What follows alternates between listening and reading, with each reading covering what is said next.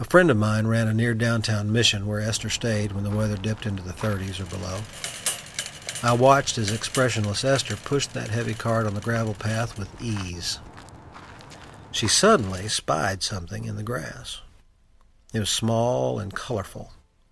Photographic memories remind us it's time for GrandDad and Me.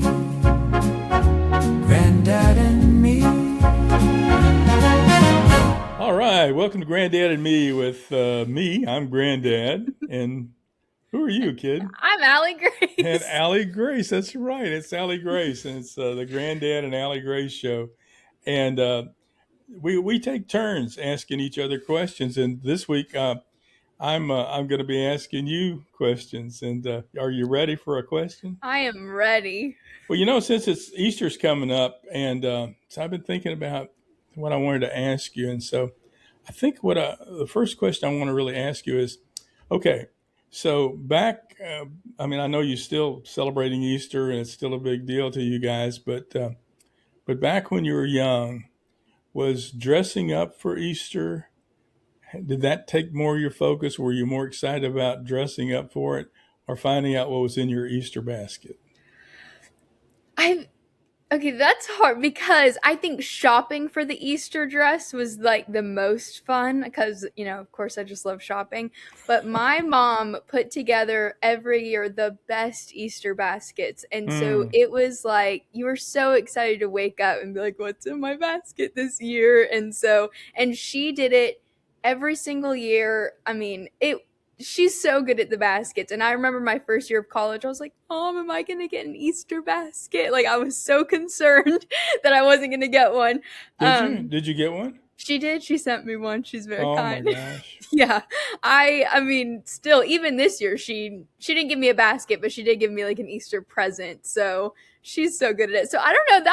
That's a tie, but I really, honestly, I do feel like waking up to the Easter basket may be my favorite. Yeah, I'm not surprised. That's what I would think. It's for our family, for most families that are listening in. It's such a tradition. You got the eggs and the dyeing the eggs, and I'm going to ask you about that a little bit later. But it's such a fun time. I know for churches, in churches, you got the folks that go just a couple of times a year. They always seem to want to go on Easter Sunday, and of course Christmas during the Christmas holidays. So for those folks that are in ministry, it's obviously such a big deal. Allie-Grace, quite a few years back, do you remember being in the movie I Flunked Sunday School? Do you remember when we shot that? I do remember that. That was a fun day when we had you out on the shoot. Well, that started not when we did the movie, but that started with a book, and the book was called I Flunked Sunday School. I had this idea about. I just thought it was a funny name for a book. It is. It's so good. Well, and then I had the idea about this guy who was a personal preacher, and I didn't know what I knew what a personal trainer would be, although you couldn't tell I would know that by looking at me, but but I knew what a personal chef was, but I didn't know what a personal preacher would be. So I thought, I'm going to write a story about what that might be, and I did, and it took a while to write this book, and in that book, I had different segments for this guy. His name was Lloyd Boyd. He was just a regular guy, regular layperson. He didn't go to seminary or anything. And I thought I was, I wasn't sure about writing the book. I was trying to struggle. I was working for a guy that I was helping, and we were having a great time working together. But I felt like I needed to take off a little time to write the book. And of course, I thought I could just knock it out in a week or two, and it took a little longer. But when I was trying to decide if I was really supposed to be writing this book, I went over to meet Patty, and we met at this Borders bookstore. And so we were and I was gonna say, I really think I need to take a sabbatical and stop and write this book. And I wasn't sure, it meant stopping that money. Mm-hmm. And so it was a sacrifice on her part, but she's always been so supportive and great. And so anyway, we get there. I get there a little bit before her, and I'm sitting, and over the loudspeaker comes an announcement that Robert James Waller is going to be there speaking in a little bit. And that's not a name you don't know that name, do you? Nope. Very few. Well, maybe our listeners do, but it depends on who they are. But he had written a little book that sold more books than any book in his category, in that fictional storytelling kind of category.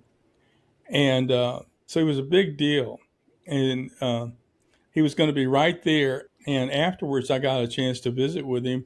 And I asked him about writing. Bridges of Madison County is the name of his book. And it got made into a film with Clint Eastwood, and it was a really big, popular book. And I asked him about it, and he said, well, I wasn't sure, but I decided to take a sabbatical and write this little book. And it's like, wow. Bing. Yep. That's like, my sign. Yeah, thank you, Lord. Okay, I got it. So I did. I stopped. Right after that, I went to write the little book. And one of the stories in the book was, we looked at different things like Christmas and Easter and different things that he would be challenged with in his personal preacher ministry.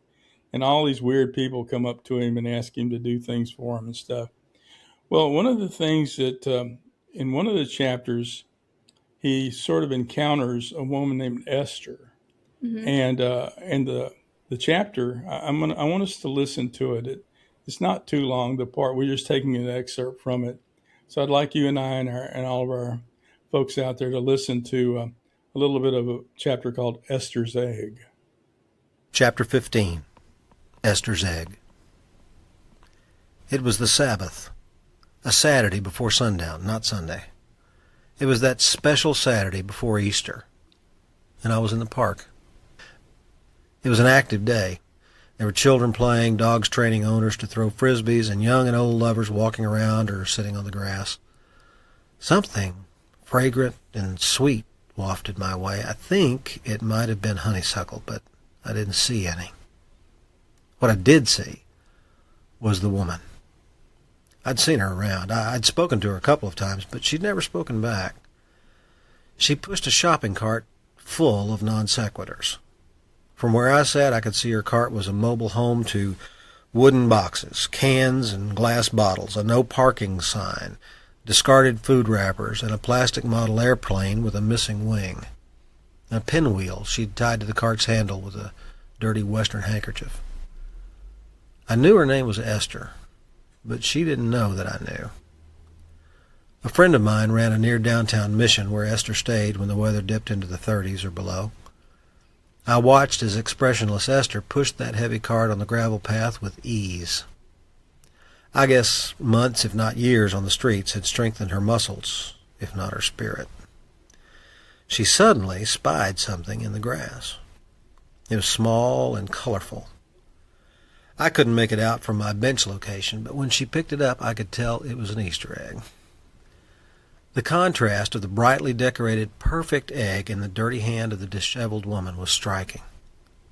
She quickly hid it under her holey sweater and turned to see if it belonged to anyone. But everyone was much too intent on having fun to be concerned with her or her treasure. She pushed her heavy cart over to an abandoned table away from the other cement picnic tables. Next, she began a process that took the resolve and the creativity of a bridge builder. Esther carefully took item after item from her treasure chest on wheels. She examined each, placed some on the table, and then returned others to the cart. When she finished, it was amazing. She had a table setting fit for a queen. A large Morton salt container sat off to her right. The honored egg rested majestically atop a metal no parking sign, and 4 small bean bags from a children's game surrounded it to keep it from falling off of its plate. She extracted a dented Diet Coke can from several other cans in the cart and started toward a drinking fountain. Then she stopped. She returned to her place setting and picked up the egg. She started again for the fountain and filled the can with drinking water. When she returned, she replaced the egg between the bean bags and then took out a Vote Yes on Proposition 12 t-shirt, sat down, stuffed a corner of the t-shirt into the neck of her dress as a napkin. She stared at the egg for over a minute. She looked around and then picked it up and stared some more. When she was through with her lengthy appreciation, she was ready to eat. Just as she started to crack the eggshell on the side of the no parking sign, she stopped. She returned the egg to its beanbag nest. I thought she was going to repeat the examination process, but instead she lowered her head to pray. It was very sweet. So that's part one. That was really sweet. Yeah, it gets interesting here in a minute. Not that I think that was interesting. One of the most interesting things to me about that was the voice of that guy that read it to us is Steve McCurdy. Good friend. Oh. Yeah, he's just a fantastic voiceover actor. I had the pleasure, honor to.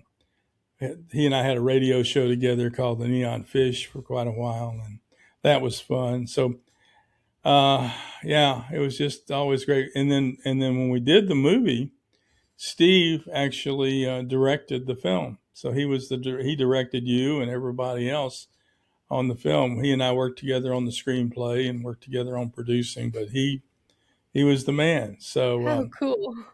It's just great to hear the way he makes the words come alive from that little pieces of paper that I stuck together, during all that time. That was quite a few years ago now. And then how it, like Bridges of Madison County, it started as a sabbatical and then it moved to a book and then to a film. And so that's great. We'll go back and find out what happens to her, because she has a little bit of a difficulty coming up here that we weren't really expecting. But I want to ask you now about the second Easter question here. Mm-hmm. When you were dyeing eggs, when you and your mom were getting ready to make those great baskets that she had for you and your sister and later your brother and then all the family, what was your process for dyeing the eggs? Were you did you do like throw it in a cup or something and do all one color? Did you try to do stripes? Did you put stickers on them? How did you do that? My pride wants to be like, oh, I tried really hard and they turned out so good. But realistically, I would try really, really hard to have these intricate designs and, have like a smiley face or, just something.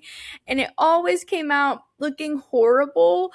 And so then I was like, just throw it in there. It doesn't matter what it looks like. I would look over and see my sister and my mom's, and theirs like always come out perfect. And mine are somehow always brown. And I'm like, I put it in green. Mine always Your look good. eggs were brown? They literally, I think sometimes I would try and mix the colors and make it. And then it would end up like mom's and my sister's would look so vibrant and beautiful. And that'd be like, my mom would always kind of put mine in the back, they'll taste good, So, that's so yeah, no, funny. I didn't really ever try, I just wanted it. Took creative freedom there. And Wow. I remember, we had this thing called PAS, PAAS, I think, mm-hmm. and it came in a little box, and you had these little different colored tablets, and you dropped them in a cup, and then you put, I remember vinegar. Yes, exactly. Yeah. What you doing? Mom's helping us color eggs with the new Positive Straight color kit. Look at all this stuff. You drop a color tablet in vinegar and water, then dip a hard-boiled egg. Pretty. Hey, this is fun. When it's dry, I like to rub on Cotton the rabbit. I like to keep my eggs in the egg holder. I like to put my name on mine. Which way do you like them, Jamie? Scrambled. Pa's Easter egg color kit comes with everything seen here. And it had this cheesy little wire thing that the egg was supposed to sit in. And Yeah, it was, the little, like, it looks almost like the Big Dipper. Like you have to, exactly. Exactly. And you lowered that down into the thing and it would fall off. And oh my gosh, and I had no I had as much patience then as I have now, which is zero. Yeah. So the idea of putting that in there and trying to get, of course I did. Artistically, I wanted it to be like you. I wanted it to be great. I always had high hopes for them. Yeah. And then they'd come out and I'd be like, well, that's okay. Maybe next time. Yeah. Well, I would put maybe half of it in and then try to turn it over and do the other half and then have a little bit of an overlap. So basically you had three colors. You had the top, bottom, but yeah, I don't know. I still love dyeing eggs every year. I mean, that is like my favorite. One of my favorite Easter activities is dyeing the eggs, and then the next day you make egg salad, and some of the dye though always gets on the egg, so it's like this rainbow egg salad. It's my favorite. I love it. I love doing it. I made all my in-laws family do it last year. I was like, we're dyeing eggs, and they're all boys, and so they were like, we don't dye eggs. I'm like, nope, everyone's gonna sit down. We're dyeing the eggs. They're gonna look beautiful. Like we're gonna do it. And it was a blast. I love dyeing eggs. That is so great. Well, where are you going to do this year? We're gonna go to my in-laws this year. They have extended family there, so I'm gonna bring all of the eggs. Last year, I made everyone wear Easter bunny ears. I mean, I really made everyone participate. So we're gonna be running it back again this year. I hope when you get to town they haven't moved and not told you where they are, just in case they're trying to dodge the ears. Suddenly everyone's going to be sick and I don't know if I feel good. No, I'm sure they appreciate that so much. I'm sure it's a big part of their new family tradition is having you do that. Well, we're going to listen to the second half of Esther's egg here and see what's up. Esther finished her prayer before I did. When I looked up, she was actually licking her lips in anticipation of her small elliptical Easter dinner. Just as she prepared again to crack the decorated delicacy, someone shouted at her, "Hey, lady, that's my egg." 20 feet from her was a 7-year-old boy, holding a much too decorated basket full of colorful eggs. Esther started to hide the egg back in her sweater. I could see her as she looked at the boy and then at his overflowing basket. She was at first angry as the boy crossed to her. I was looking around for his parents. I remembered as I walked up there were adults just beyond the trees where Esther's Sunday luncheon spread now rested. They were hiding Easter eggs, and now the hunt was on. The little boy was trying to win with the most eggs found. Now I saw other children in the distance hunting and finding eggs. The adults were near them. Esther reached into her shopping cart and grabbed the airplane with the missing wing. The idea of barter seemed to cross her mind, but then she replaced the plane angrily. Esther's expression changed from anger to outcome as she looked into the boy's face. Defeated, she held the prize egg out to the child. She had been disappointed before. Once the egg was in his hand, the boy ran off to look for more. Esther silently and sadly reversed her dining preparation process. She returned the Morton salt, bean bags, and no parking sign to their special places on her war wagon. From my bench, I noticed I wasn't the only person watching her. The little boy had run halfway back to his parents and to the hunt, stopped, and was now watching Esther as well. The boy started back toward Esther. What else could he want, I thought. Is he going back for the model plane? Her back was to him. The boy slowly snuck up behind her, and he quietly placed his entire basket on the cement table. He ran almost to the trees, stopped, looked back at Esther just as she turned in total surprise. "Happy Easter, lady!" He smiled, a wide smile of someone who enjoyed doing a good thing. And then he ran back to his family.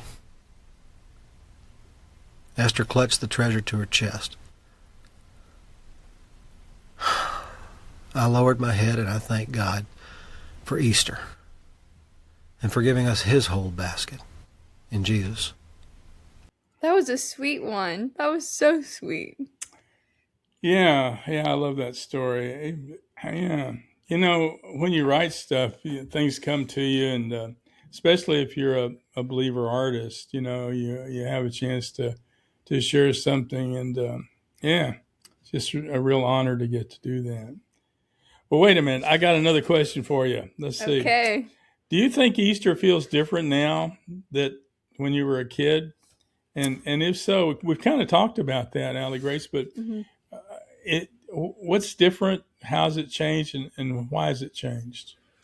Well, the first thing that comes to mind, honestly, and this has happened a couple times, when I walk out of my room on a holiday morning, the house isn't decorated. And I'm like, usually when you wake up on a special day, there's, decorations everywhere, all the, plates are changed out with Easter bunnies on them or hearts or Christmas. And I'm like, that doesn't really happen at my house. Like, what's going on? What am I doing wrong? And so that's a big thing that I was like, oh, I think I'm supposed to do that now. Like, I think that's supposed to be my thing. So that's been new and a good adjustment, but also a weird adjustment because I'm like, I thought that was kind of like magical, you wake up and suddenly everything's like a different holiday in different world. Yeah. So I'm working on getting my decorations. So that's a big difference. And well, obviously not waking up to my Easter basket. I don't think the Easter bunny comes by here. Becky Easter bunny. Yeah. Well, maybe some kid like Esther will leave a big basket on your picnic table. Yeah. And it was, you would wake up and you would all be together and go to church or, go to the Easter sermon. And now, since families are kind of in different locations, you have to juggle like, okay, we spent Valentine's here, so we'll spend Easter here and Christmas here. And, so it is a big juggling process that's new. That's you're right on the money for families nowadays that they get, it isn't long with kids going off to college and then getting, like you guys, going to college and getting married and having your own families and stuff. And you're all over the state of Texas. And I know for everyone that they miss those times when everybody was together in one house. And I certainly do myself. So, well, it's been great talking to you about Easter and sharing a little bit about Esther and her egg. Guys, we want to. Allie-Grace and I are really big on. We're so thankful to be getting to do this and sharing our family stories, just our memories. We're going to be starting to work really hard to give you opportunities to and tools to go to GrandDad and Me. Don't go yet; it's not quite ready yet.